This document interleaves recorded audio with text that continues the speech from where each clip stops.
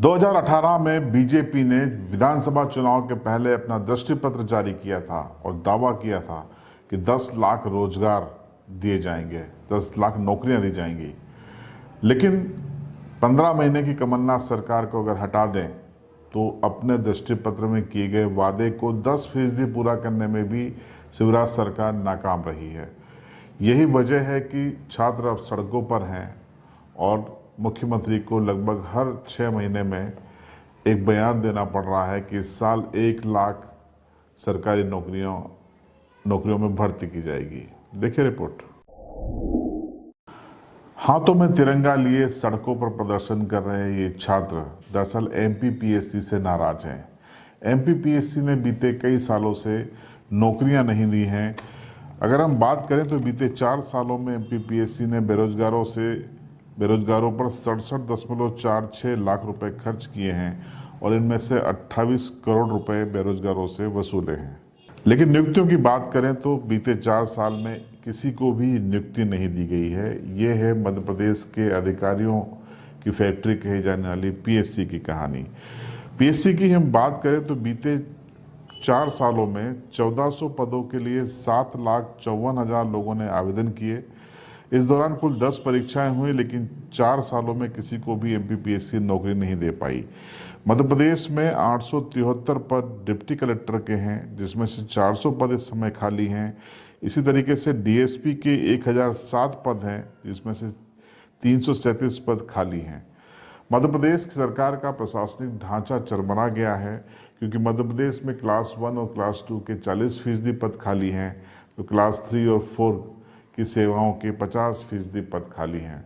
कुल 1.5 लाख सरकारी पदों पर भर्ती करने की अविलंब ज़रूरत है, लेकिन सरकार ऐसा कर नहीं पा रही है। नतीजा, बेरोजगारों की संख्या लगातार बढ़ती जा रही है, तो वहीं उनके भीतर आक्रोश भी पनप रहा है। बात सिर्फ एमपीपीएससी तक सीमित नहीं है। मध्य प्रदेश में कर्मचारी चयन आयोग ने बीते 10 सालों में 1046 करोड़ रुपए वसूले, यानी कि आवेदनों के जरिए बेरोजगारों से वसूले गए। उसमें से 502 करोड़ रुपए खर्च किए गए और शेष बचे 544 करोड़ रुपए कर्मचारी चयन आयोग ने कमा लिए। यानी बेरोजगारों से सरकारी संस्थान कमाई कर रहे हैं और नियुक्तियां नहीं दे रहे हैं। बात अगर शिक्षकों की हम करें तो शिक्षकों के भी मध्य प्रदेश में 1,25,000 से ज़्यादा पद खाली हैं। शिक्षा के अधिकार अधिनियम में नियम है कि सरकार क्वालिफाइड शिक्षकों से ही स्कूलों में बच्चों को पढ़ाने के लिए उनको लगाएगी, लेकिन ऐसा नहीं हो पा रहा है। मध्य प्रदेश सरकार अतिथियों के भरोसे है और अतिथि भी क्वालिफाइड ज़्यादातर नहीं हैं। उनकी नियुक्ति भी आधा सत्र बीतने के बाद होती है। ऐसे में मध्य प्रदेश में शिक्षा का स्तर कैसा होगा, इसका अंदाज़ा लगाया जा सकता है।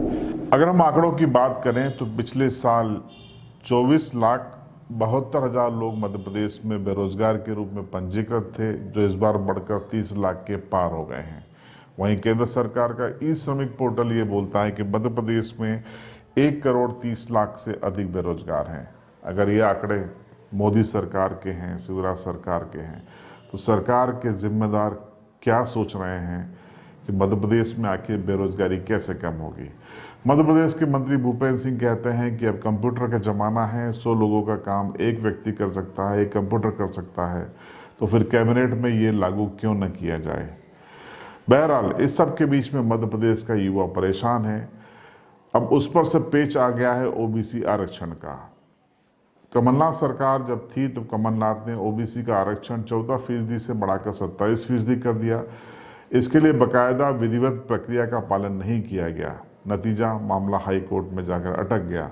सभी जानते हैं कि हाई कोर्ट और सुप्रीम कोर्ट दोनों में ही 50% से ज़्यादा आरक्षण स्वीकार नहीं किया जाएगा।